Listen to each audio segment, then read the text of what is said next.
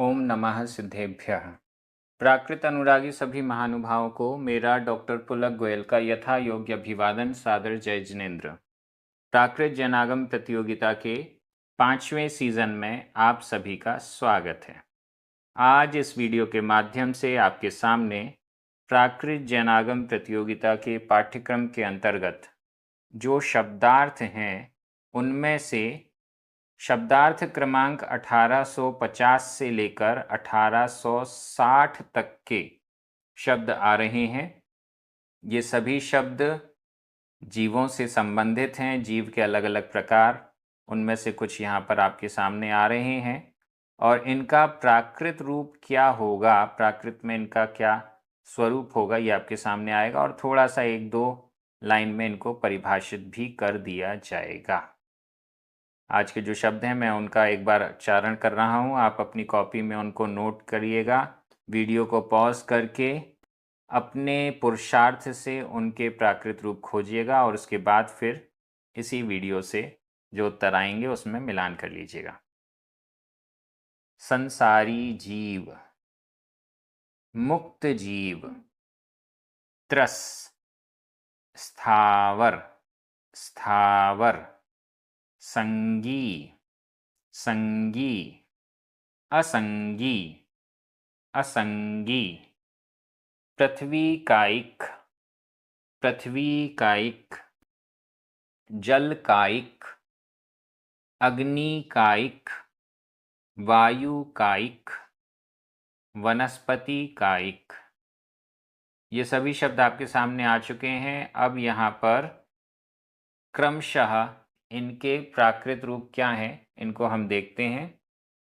शब्दार्थ क्रमांक 1850, संसारी जीव, संसारी जीव।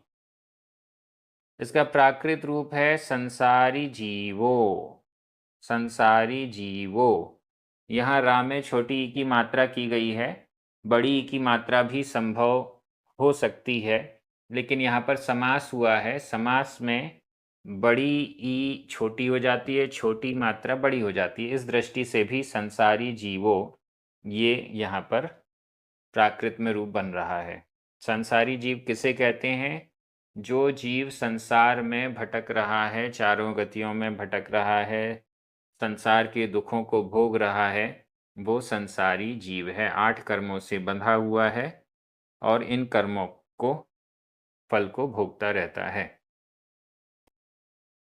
शब्दार्थ क्रमांक 1851, मुक्त जीव, मुक्त जीव।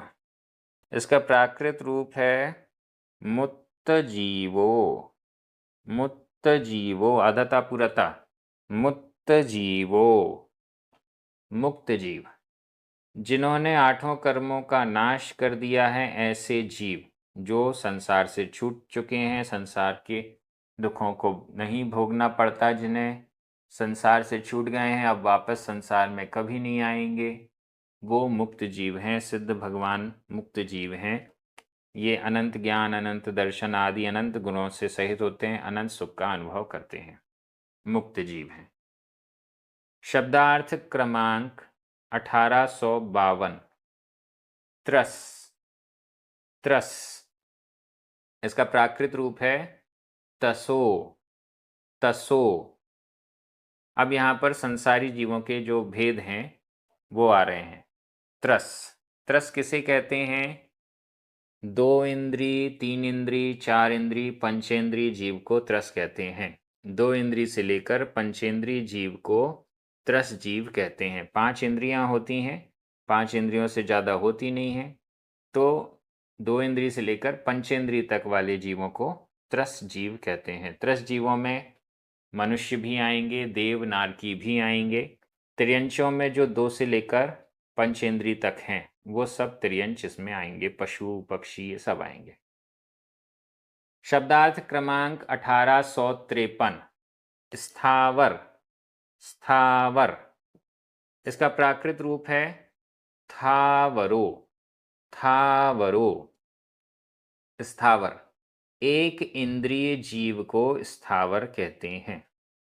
2 से 5 इंद्रिय तक को त्रस कहते हैं और एक इंद्रिय जीव को स्थावर कहते हैं। इस एक इंद्रिय जीव के पास मात्र एक ही इंद्रिय होती है, वो भी स्पर्शन इंद्रिय।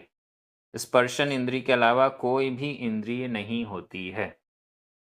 ये स्थावर जीव कहलाते हैं। पेड़ पौधे, जल, अग्नि, वायु, ये स्थावर जीव हैं। शब्दार्थ क्रमांक 1854। संगी।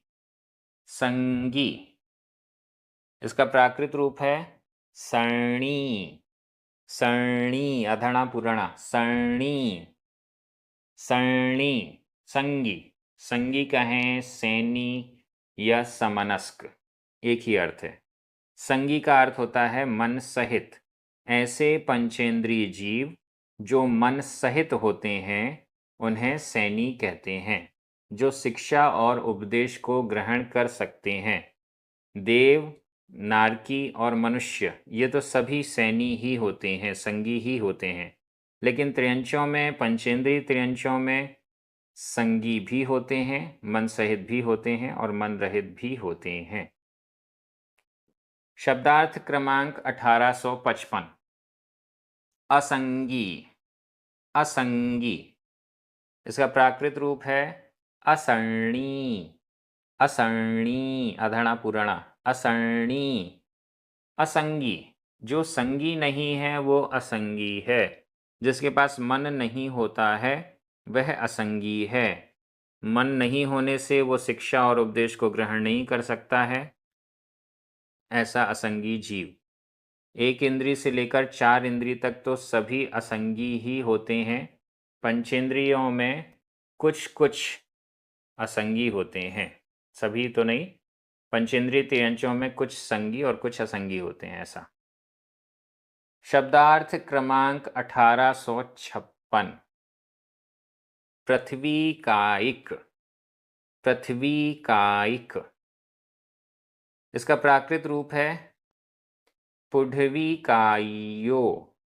पुढ्वीकायो, पृथ्वी कायिक। ये एकेंद्रीय जीव जो स्थावर हैं, स्थावर के ही 5 भेद होते हैं। सबसे पहला भेद है पृथ्वी कायिक। पृथ्वी कायिक, पृथ्वी ही जिस जीव का शरीर है उसे पृथ्वी कायिक कहते हैं। मतलब जो मिट्टी, धूल, ये पृथ्वी कहलाती है। अब पृथ्वी ही जिसका शरीर है, इतना बड़ा पहाड़ है, ये पहाड़, इसका शरीर क्या है? पृथ्वी है। अब पृथ्वी ही जिसका शरीर है वह पृथ्वी कायिक। खदान के अंदर जो मिट्टी है, खदान के अंदर जो भी चीज़ें हैं, दबी हुई मिट्टी है, ऊपर ऊपर वाली मिट्टी जो है वो तो जीव रहित हो गई है क्योंकि लोग उस पर चलते हैं, सूरज की तेज रोशनी आदि पड़ती है।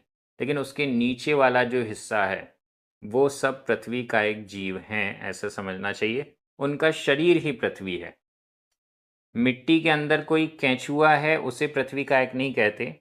जो मिट्टी है वो स्वयं ही पृथ्वी का एक है। मिट्टी, पत्थर, ये सब पृथ्वी का एक माने जाएंगे। हीरा, यह भी पृथ्वी का एक माना जाएगा। शब्दार्थ क्रमांक 1857। जलकायिक। जलकायिक, इसका प्राकृत रूप है जलकायो। जलकायो, जलकायिक, जल ही जिस जीव का शरीर है वह जलकायिक जीव है। स्थावरों में दूसरे नंबर का है, एक इंद्रिय जीव है, स्पर्शन इंद्रिय मात्र होती है। कुएं का पानी, नदी का पानी, ये सब, समुद्र का पानी, ये सब जल का एक जीव है। जल ही जिसका शरीर है। जल के अंदर जो मछली है वो जल का एक जीव नहीं है। जल ही जिसका शरीर है, जो जल है वह जल का एक जीव है। शब्दार्थ क्रमांक 1858। अग्निकायिक। अग्निकायिक, इसका प्राकृत रूप है अग्गिकाइयो। अग्गिकाइयो, आधा का पूरा का, अग्गिकाइयो। अग्निकायिक, अग्नि ही जिस जीव का शरीर है वो अग्निकायिक है। दीपक की लौ, कहीं पे आग लगी हुई है, ये सब अग्निकायिक है। ज्वालामुखी, में से जो लावा बह रहा है, अग्नि कायिक है। शब्दार्थ क्रमांक 1859, वायु कायिक। वायु कायिक, इसका प्राकृत रूप है वायुकाइयो। वायुकाइयो, वायु कायिक। वायु ही जिस जीव का शरीर है उसे वायु कायिक कहते हैं। ये जो हवा चल रही है, तूफान आ रहा है, ये सब वायु कायिक है। हवा ना भी चले तो भी हमारे आसपास है, वो वायु कायिक जीव है। 1860 नंबर शब्दार्थ, वनस्पति कायिक। वनस्पति कायिक, इसका प्राकृत रूप है वणप्फइकाइयो। वणप्फइकाइयो, आधा प फ, वणप्फइकाइयो, वनस्पति कायिक। वनस्पति ही जिस जीव का शरीर है उसे वनस्पति कायिक कहते हैं। जैसे पेड़ पौधे, फल, ये सब, सब्जियां, पत्तियां, अनाज, ये सब वनस्पति कायिक है। इसके अलावा भी जो निगोदिया जीव हैं वो भी वनस्पति कायिक ही होते हैं, उसी के अंतर्गत आते हैं। इस प्रकार से ये हमारे आज के शब्दार्थ आपके सामने आ चुके हैं, इनके प्राकृत रूप आपके सामने आ चुके हैं। बहुत बड़ी एक डिक्शनरी आपकी तैयार होती जा रही है। अगर ये सभी शब्द आपको याद हो जाते हैं तो निश्चित रूप से प्राकृत ग्रंथ जब आप पढ़ेंगे तो आपको बहुत आसानी होगी, बहुत आनंद आएगा।